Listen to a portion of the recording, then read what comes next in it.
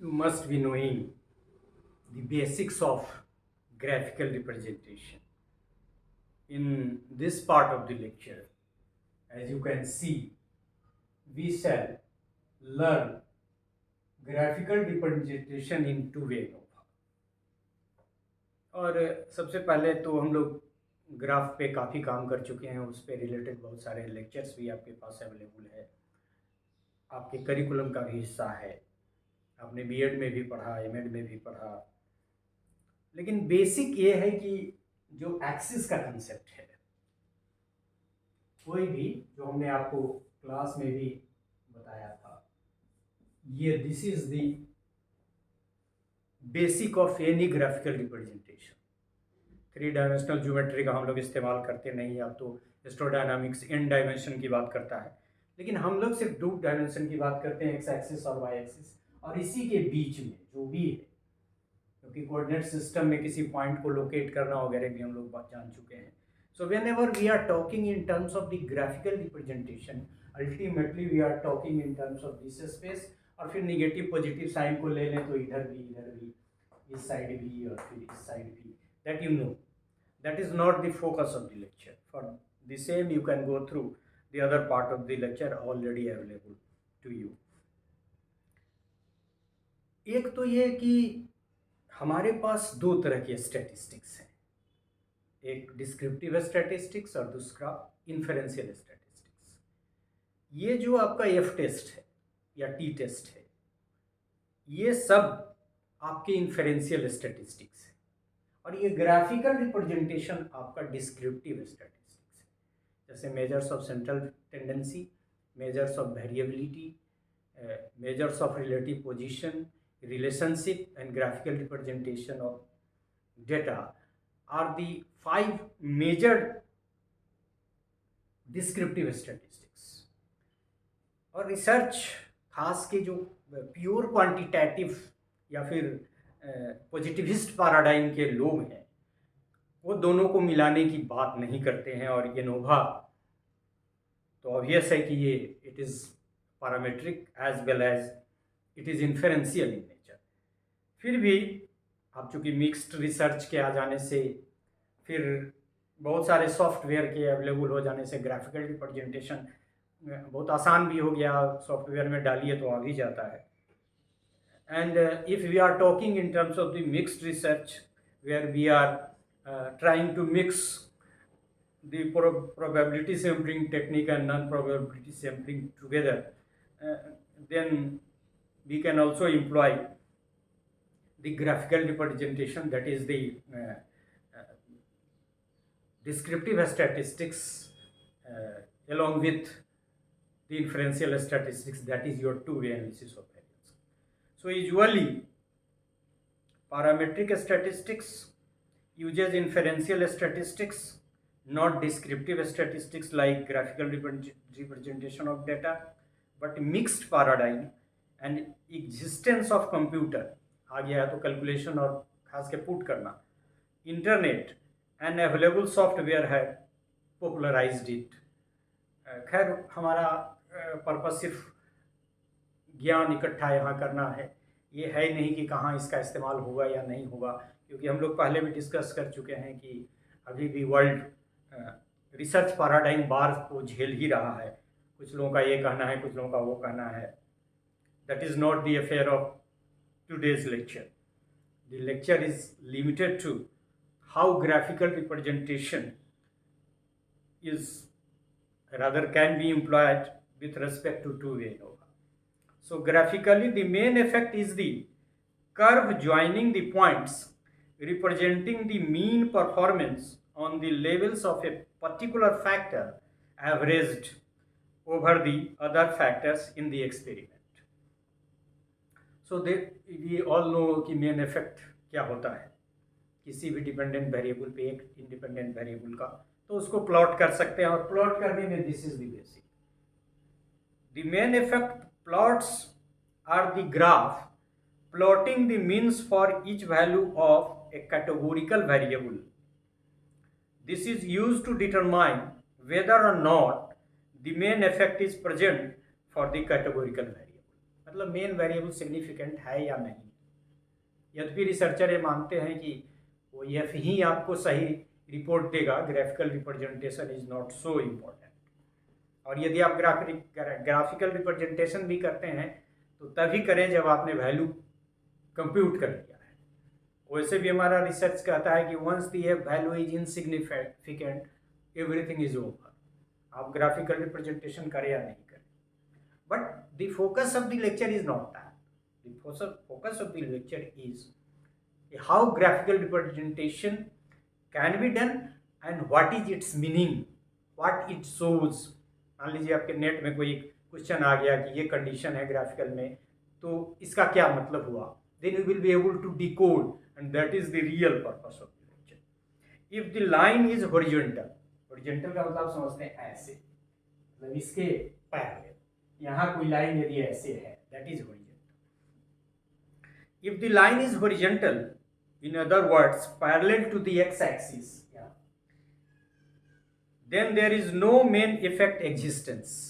एक बताता है कि यदि horizontal कर्व यदि आपका आ गया, लाइन आ गया parallel to X axis, then there is no main effect. And this is true with respect to interaction effect as well. Interaction effect में भी नहीं आना चाहिए, स्लोप का होना जरूरी है वैल्यू के सिग्निफिकेंट होने के लिए। The response mean is the same across all factors, all factor levels, उसमें वही होगा। In the same way if the line is not horizontal then the main effect exists। मतलब हॉरिजॉन्टल नहीं है, ऐसे है, ऐसे है, ऐसे है, इसका मतलब क्या है कि मेन इफेक्ट है। so the response mean, in other words the response mean is not the same across all factor levels। the slope determines the magnitude of the main effect। मतलब जितना ज्यादा स्लोप होगा उतना ज़्यादा इससे जितना उठता चला जाएगा उतना डायरेक्ट इफेक्ट का वैल्यू ज़्यादा है। And that is also true with respect to interaction effect. अब हम लोग इंटरैक्शन इफेक्ट पे थोड़ी सी चर्चा कर लें, क्योंकि हमारा ज़्यादा फोकस इंटरैक्शन पे ही है। Interaction plot is related to the interaction effect of the independent variables. दो का joint effect. The effect of one independent variable depends upon the level of the other independent variables. An interaction plot displays the means for the levels of one independent variable on the x-axis and a separate line for each level of another variable। दोनों को अलग अलग। In interaction plot there is no need for the lines to intersect each other। Generally एक notion ये भी है, ये intersect करेगा, यहाँ ये काटेगा, तभी इंटरैक्शन इफेक्ट होगा। एक तो दोनों वेरिएबल को हम साथ साथ दिखा रहे हैं, और दूसरा कि स्लोप का होना जरूरी है इसमें भी, लेकिन कोई इंटरैक्शन नहीं हो। हालांकि वो हाईएस्ट इंटरैक्शन इफेक्ट यदि ऐसा है तो वो हाईएस्ट वैल्यू होगा, उसको भी हम लोग फिगर से देखें। So if two points for an interaction to exist the slope of the two lines needs to be different. मतलब स्लोप एक पे नहीं, एक जैसा नहीं हो, अलग अलग हो, ये तो होगा ही। एक पॉइंट पे मिल गया तो फिर इंटरैक्शन नहीं होगा। पहले हमने पढ़ा कि the interaction plot there is no need for the lines to intersect each other for an interaction point. However, the lines should not be parallel। लेकिन वो पैरेलल इसमें भी नहीं होना चाहिए। एक्स एक्सिस के पैरेलल यदि है तो इसका मतलब क्या है, या फिर दोनों एक दूसरे के पैरेलल है तो इसका मतलब क्या है। For an interaction to exist the slope of the two lines needs to be different. Slope different हो, पैरेलल नहीं हो। इफ टू पॉइंट्स, हम कुछ फिगर बना के भी आपको दिखाएं। If two points intersect at the almost midpoint of lines, often it is called crossover interaction। इस तरह के इंटरैक्शन को crossover interaction कहते हैं। In this case the average of the two lines is almost the same, and so there is no main effect existing for the two independent variables. और ये संभावना है कि इस तरह के केसेस में मेन इफेक्ट सिग्निफिकेंट नहीं हो. For a statistical significance, it is recommended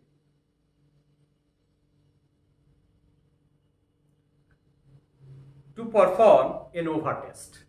मतलब स्टैटिस्टिकल, चूंकि यह पैरामीट्रिक टेस्ट और इन्फ्रेंशियल स्टैटिस्टिक्स है तो आपको टेबल वगैरह देखना पड़ेगा.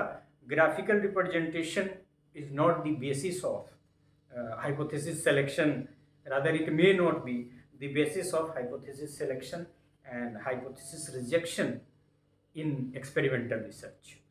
Main effect plot comes in three varieties. मतलब तीन तरह के मेन इफेक्ट हो सकते हैं. एक पॉजिटिव, तब जब increase in independent variable cause increase in dependent variable. मतलब इंडिपेंडेंट वेरिएबल का वैल्यू यदि बढ़ता है तो डिपेंडेंट का भी बढ़ता है. तो इसको हम लोग कहते हैं, एक वैरायटी है ये प्लॉट की जिसको कहते हैं पॉजिटिव. और दूसरा है निगेटिव, जिसमें यदि इंडिपेंडेंट वेरिएबल बढ़ता है तो डिपेंडेंट वेरिएबल घट जाता है. और तीसरा है नो इफेक्ट, नो इंक्रीज और decrease in the dependent variable due to the increase और डिक्रीज इन इंडिपेंडेंट वेरिएबल. तो ये तो ऐसे भी आप समझ रहे हैं, कोरिलेशन, बेसिक कोरिलेशन का आइडिया है यहाँ पे. The feature of interaction is non parallelism. Non parallelism मतलब नॉन पैरेलल होना चाहिए. पैरेलल होने का मतलब ही है कि मतलब ये इंटरेक्शन नहीं between the two lines. The feature of interaction is non-parallelism between the two lines. The more non-parallel the lines are, the greater the strength of interaction. मतलब जितना स्लोप होता चला जाएगा, जितना नॉन पैरेलल है दोनों. अब ऐसे है तो बिल्कुल नहीं होगा, ऐसे है, हम दिखाते भी हैं. सो नॉन पैरेललिज्म मतलब नॉन पैरेलल होना जरूरी है दो लाइंस के बीच में, दो इंडिपेंडेंट वेरिएबल्स के कर्व में, तब जब इंटरेक्शन इफेक्ट सिग्निफिकेंट है. ये आपको जो हमने कहा कि कभी आपको कई परीक्षा में ऐसा क्वेश्चन पूछ दें, then you will be able to. हम ये 4 फिगर लेंगे, इसको मिटा दें, इस पे भी एक हम बना देंगे. ये है बड़ा बन गया है थोड़ा, और सब हम छोटा बनाएंगे. अब ये मान लीजिए कि ऐसा लाइन, ये पहले, दूसरा, पहला, दूसरा हम ले रहे हैं ऐसे छोटा छोटा लेंगे. ये ऐसा है और ये ऐसे, ये 2. तीसरा, इसमें एक्स एक्सिस वाई एक्सिस तो है, एक लाइन ऐसे गया है और एक लाइन थोड़ा सा ऐसे अलग हो गया है. और एक चौथा, ये ऐसे है, एक्स एक्सिस है, वाई एक्सिस है, और ये वो जो पहले हमने लिया था ये ऐसा है, क्रॉस कर दिया. सो पहले केस में दिखाता है कि पैरेलल है तो यहाँ होगा नो इंटरेक्शन, हम INT सिर्फ लिखें. दूसरा में थोड़ा सा है सम, क्योंकि देख रहे हैं थोड़ा ऑलमोस्ट पैरेलल है, some interaction. It may not be significant. इसमें देख रहे हैं कि दोनों दो डायरेक्शन में जा रहा है, स्लोप ज़्यादा है, तो ये इसको हम लोग लिख सकते हैं मॉडरेट इंटरेक्शन. और चौथे को बोलते हैं लोग फुल इंटरेक्शन, जिसके बारे में वो नाम हम लोगों ने फुल इंटरेक्शन, जिसके बारे में अभी हम लोगों ने क्या नाम दिया था, इसको हम लोगों ने अभी देखा भी था कि एक नाम था इसमें, क्रॉस ओवर इंटरेक्शन. इसको क्रॉस ओवर इंटरेक्शन है. तो ये मान लीजिए कि इस तरह का ग्राफ बना के आपसे प्रश्न पूछ दे कि सबसे ज़्यादा इंटरेक्शन का मान किस में होगा, then you will able to decode the चौथा. मॉडरेट में उसके बाद है, सम में कम है, और ये मतलब पैरेलल नहीं होना चाहिए. जितना वो नॉन पैरेलल होता चला जाएगा, और यदि एक दूसरे पे कट जाए किसी पॉइंट पे, तो that indicates that the interaction effect is more.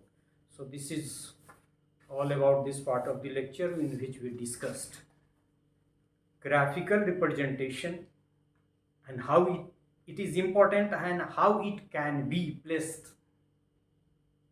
with two-way analysis of variance. So this is all about this part of the lecture, and as पिछले दिनों भी हमने कहा था कि वो लास्ट है, लेकिन कुछ रह गया था, हमने बाद में देखा तो लगा कि नहीं ये सब चीज़ छूट गया है, तो देन आई एडेड। तो वैसे तो ये 9 पार्ट्स आपके कंप्लीट हो गए, लेकिन संभव है कि हम यदि कुछ और मिले फिर उसके ऐड करने की आवश्यकता फील हुई, आप लोगों की तरफ से कोई फीडबैक आया, then it can be added. Otherwise, two-way analysis of variance from my part is over. Thank you.